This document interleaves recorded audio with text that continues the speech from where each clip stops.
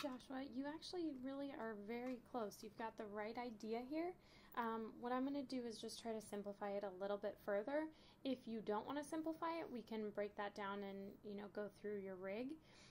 The main thing is we will be using Human IK when we go to animate. So you want to kind of follow that week 1 video, but for this we can kind of change it up. I just want to make sure you understand joints, where to place them, IK versus FK, controllers, and all of that. So what I'm going to do is actually duplicate your main skeleton. So I'm just doing a Command D. I'll slide it over here for me to work with, like so. I'm going to middle mouse click and drag this out of the group so that it's its own thing. Alright, so I've got hips here. This is my new kind of spine. I'm going to delete your duplicates here. Make sure what we have here. Neck, right shoulder, right arm, left arm. Perfect. Okay? So you have the skeleton set up really nicely. Everything is labeled. I would give a little bit of bend to the knee. You can also remove, it's up to you which actual joint you don't want. Let me see here, your character here. I'm going to move him. Now I don't remember what layer I just turned on. Here we go.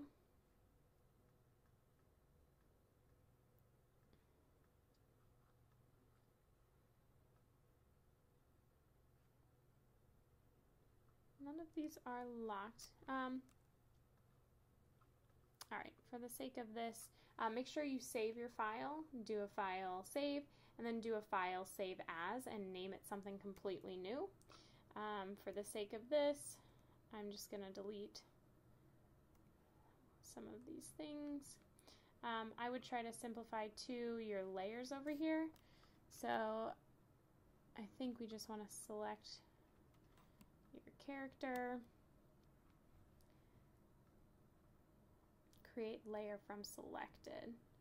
Layer 1 now has the mesh minus some of the clothing items and the face. You'll need to go through some of this, but for now we can delete those layers. Keeping it simple will really help you. And then I'll create a new layer. I'll call it Gen Skeleton. Save. And I'll put this back. Alright, so now looking at this, you want to make sure that that it fits your model as best as it can. So that's going to involve rotating, sometimes moving. Of course you want to move down the chain though, so start with the shoulder and then rotate that so that it's back in. You do want to have bend, but it does not need to be quite that extreme. And you will need to check from all angles. Sorry, I apparently just became really popular. Okay, anyway, so cleaning this up to make sure it actually fits in here. That being said, with the joint system that you have going on here, I would probably simplify. We've got your left arm roll, forearm roll. Oh my gosh, I am so sorry. So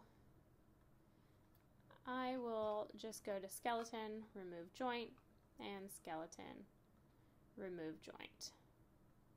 Okay, so now you're only dealing with your wrist, your elbow, and your shoulder. Okay, so then you can make that fit a little bit more cleanly. And I would do the same thing to the feet.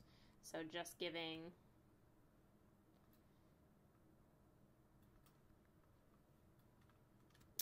the legs.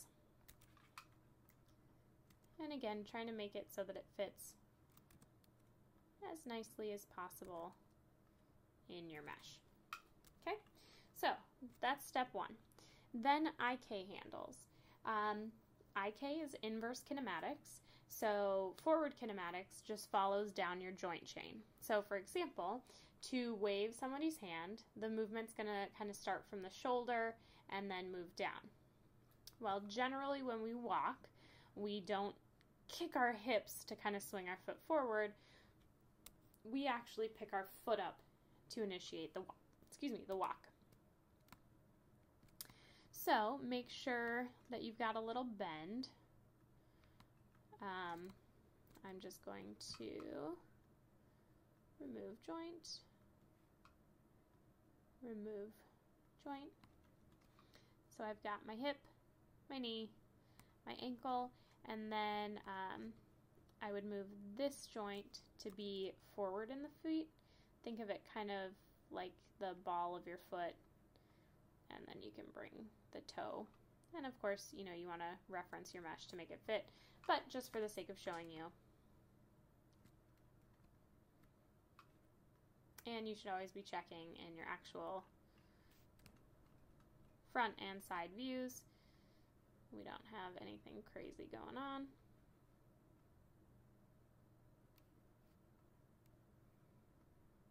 All right. So back to perspective here. You want to give your legs some bend. So I'm going to rotate. You got to rotate the first one at the hip, then back so that your knee is actually bent. And again, you'll need to reference this model to make sure you're fitting inside of it and it looks appropriate to where you want it to be. So maybe back that up just a little bit. And again, I mean, you can toggle to 4 viewports, whatever is easiest. Okay.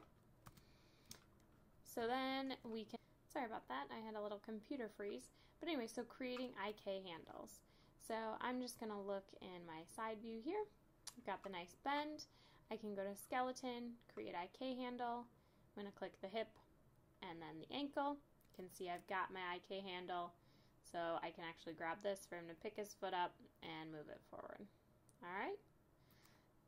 So, and you seem to have that pretty much down. I think it was the fact that you had all of the, duplicates that were in the video and the locators and all of that. So a little bit of a simplified version. You should be set to go. I'll go back to my perspective view. Straighten this out a little. And you want to make sure that your legs and arms are set up to fit inside the model as best as possible. Fitting where the bones would actually be. This will help Maya to know how to bend them.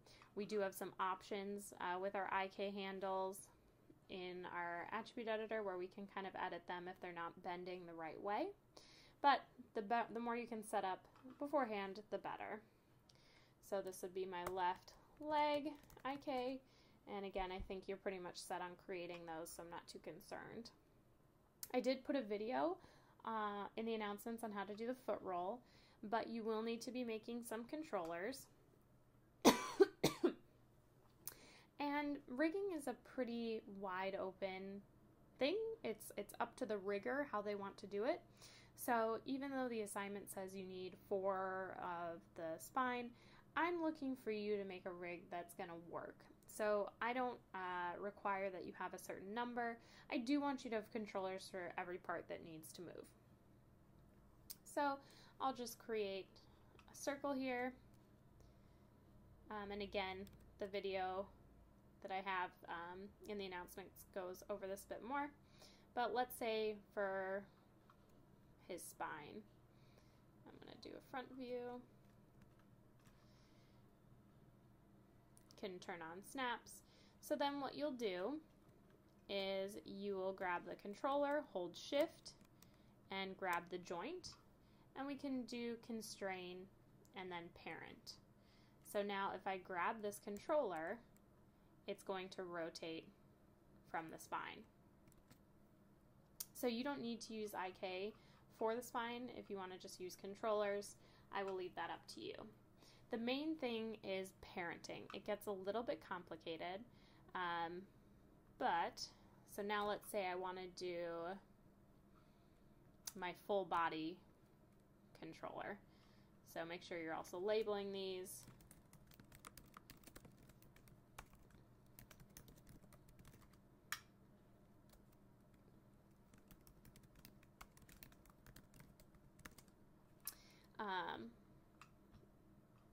I'll grab this, hold shift, and grab that main center joint here that selects my whole skeleton, and then I'll go to parent. Now you're going to run into an issue here because when I go to move this, it breaks my rig, and that's because this needs to be the child to my full character controller. So once you get all your controllers kind of set up, I'll middle mouse click and drag my spline controller into my full character. That way when I grab my full character, it moves the whole spine. Okay, so take a look at this, see if it helps a little bit, and then we'll get you all set moving forward.